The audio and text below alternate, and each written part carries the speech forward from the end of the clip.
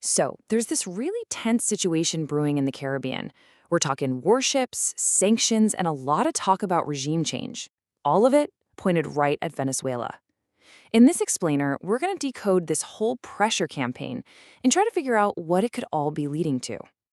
Okay, so take a look at this map. In the waters and in the skies all around Venezuela, there has been a huge, and I mean undeniable buildup of U.S. naval and air power. This is not a subtle move, and yeah, it's happening right now. Which, of course, brings us to the big question, right? The whole reason we're doing this explainer. What is actually going on here? Are these just, routine military exercises, or are we watching the opening act for something way, way bigger? You know how the headlines are? They're just full of speculation. So to cut through all that noise, we're turning to a new study by Dr. Rony A. Rodas. It gives us this really solid framework for understanding not just what's happening, but, and this is key, why it's being talked about in the very specific way that it is. All right, first things first, let's just establish what's actually happening on the ground. Section 1, a question in the Caribbean. We need to look at the concrete actions taking place, or I guess in this case, on the water. This study lays out a really clear pattern. See, it's not just one thing, it's a combination. You've got these escalating economic sanctions that have been building for years, you add in more U.S. warships and aircraft in the region, and you top it off with increasingly harsh language coming from U.S. officials. And all of this, as you can probably imagine, has totally split the public conversation. The study points out how it usually gets stuck between two extremes. On one side, you hear people shouting, "An invasion is imminent!" And on the other, you have folks dismissing it all, saying, it's just business as usual. The truth, of course, is almost always a lot more complicated. So if the situation is more complex than just imminent invasion or business as usual, how are we supposed to make sense of it? Well, that brings us to Section 2, decoding the narratives. This is where we need to analyze the official stories being told to justify this military buildup. Dr. Rodas' study uses this key concept called a narrative frame. Just think of it like the official story or the angle. It's the specific way that policymakers and the media present an event to help the public understand it and, get on board with a certain action. Now, this is where it gets really interesting. Look at this data.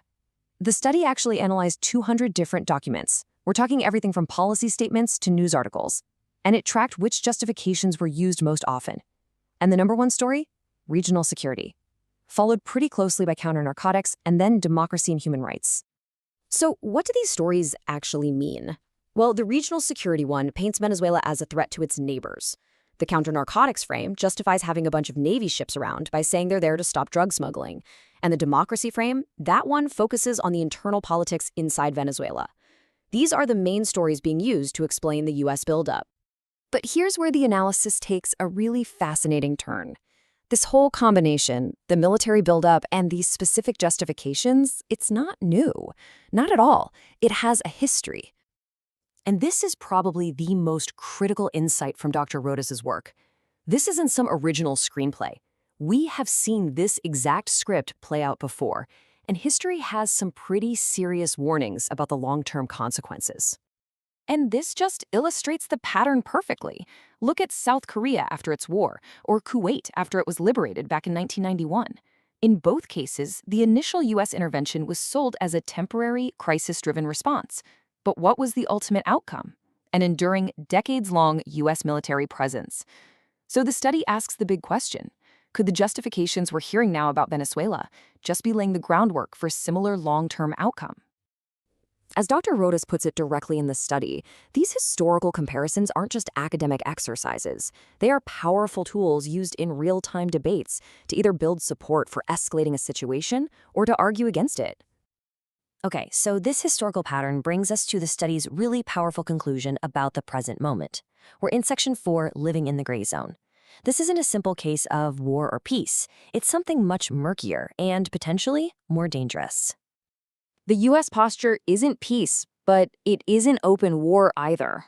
It exists in this volatile gray zone, a state of intense, coercive pressure that keeps the situation constantly off balance, ready to tip in either direction at any moment. And this creates a classic problem in international relations known as a security dilemma. Basically, what the U.S. frames as a defensive or a counter-drug operation, Venezuela sees as a direct threat. So Venezuela responds, which the US then sees as aggression. It just creates this dangerous cycle where both sides feel less and less secure. It's an absolute recipe for miscalculation. So let's be really clear here. The point of this analysis isn't to shout that an attack is coming tomorrow. The crucial point is to understand the incredible risks of this gray zone strategy and to think seriously about the long-term consequences of any intervention, whether it's intended or not. And that leaves us with the study's central lingering question. In any conflict, whether it's a full-scale war or a limited strike, the fighting eventually ends. The question that history tells us we have to ask is, after the dust settles, who stays behind?